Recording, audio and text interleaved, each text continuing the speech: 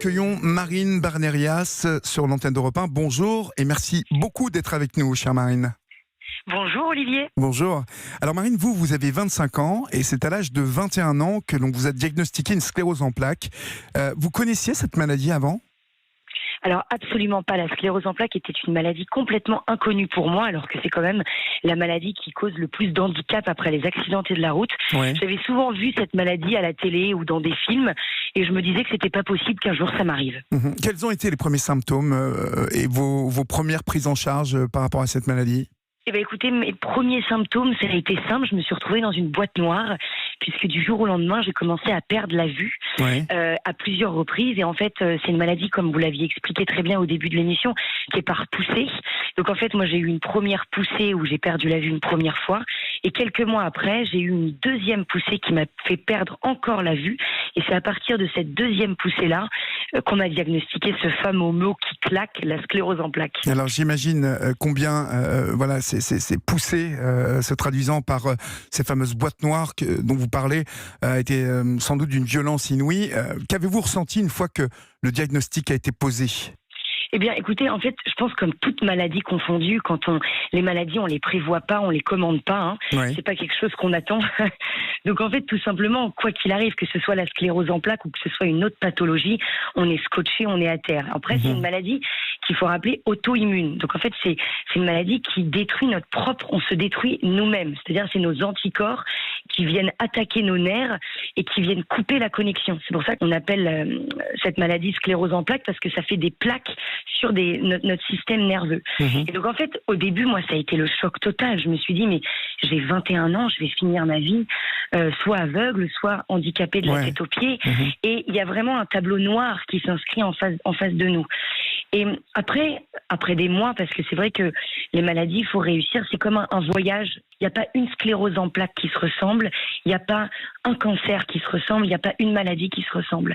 Et j'ai commencé à me dire, écoute Marine, déjà, essaye d'apprivoiser ce qui vient d'arriver dans ta vie et d'essayer de commencer par l'accepter. Et ça, c'est un long voyage. Ça doit être un long voyage et une acceptation particulière, mais on verra que vous êtes une jeune femme très dynamique et que ce voyage, vous avez décidé de l'entamer il y a quelques mois déjà. Vous dites que votre premier réflexe a été de taper sclérose en plaques sur Internet et qu'il ne faut surtout jamais faire ça. Expliquez-moi pourquoi. Absolument. En tout cas, je parle à toutes les personnes. Déjà, j'aime pas dire le mot sclérose en plaques. Moi, je préfère dire que j'ai une petite Rosie dans ma vie. Donc, j'appelle à tous les fleuristes qui vont nous écouter ce jour mondial de la sclérose en plaques. Surtout à ne pas faire ce que j'ai fait justement quand j'étais dans mon lit d'hôpital. Quand on connaît pas, on va chercher sur les réseaux sociaux. Et c'est la pire des choses à faire, parce que ce qui ne va pas et toutes les plus grandes de nos peurs sont sur Internet, sont sur les réseaux sociaux. Donc il y a une espèce de tableau noir du futur qui arrive. Et oui, c'est possible. C'est possible. Tout est possible dans la vie. C'est possible de voir la maladie comme notre voisin peut la décrire, mais c'est aussi possible de se créer sa propre vision et sa propre cohabitation avec la maladie. Donc vraiment, j'encourage les gens qui viennent d'être diagnostiqués d'autres maladies aussi, de ne pas taper le mot de leur maladie sur les réseaux sociaux. C'est très important pour eux.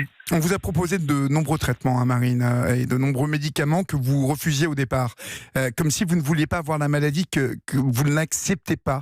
Alors, non, le refus du traitement, déjà, c'est quelque chose de très personnel et j'insiste bien là-dessus, surtout par rapport aux gens qui vont nous écouter, parce que il n'y a pas de solution miracle. C'est pas moi, ma décision n'est pas mieux qu'une autre personne. La décision de monsieur X ou de madame Y n'est pas meilleure qu'une autre. Il faut s'approprier ses propres décisions. Moi, aujourd'hui, je communique absolument pas sur le fait que je prends pas de traitement. Ça a été ma propre décision. Ouais. Ce qui s'est passé, c'est que je me suis dit, Marine, avant de prendre des traitements, avant de partir dans ce chemin justement scientifique qui est bon, que je ne critique absolument pas, je me suis dit déjà qui je suis. Oui. Qui je suis. J'ai une maladie qui est auto-immune, c'est-à-dire que c'est mon propre organisme qui s'autodétruit. Je vais d'abord commencer à comprendre qui je suis et aller chercher la solution en moi. Et donc en fait, je me suis dit, qu'est-ce que j'aime dans la vie ? J'ai un corps qui me lâche, est-ce que j'écoute ce corps-là ?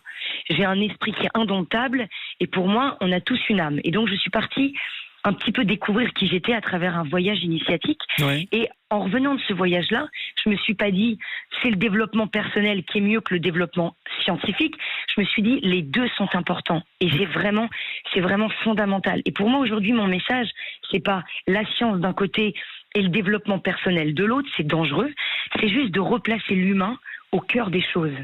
C'est de replacer l'homme au cœur. Quand on est atteint de n'importe quel type de maladie, c'est de se dire, avant de se dire quel traitement on va prendre, c'est de se dire qu'est-ce qu'on aime dans la vie. Et quand on a cette réponse-là, et ben après, on peut prendre le meilleur des traitements.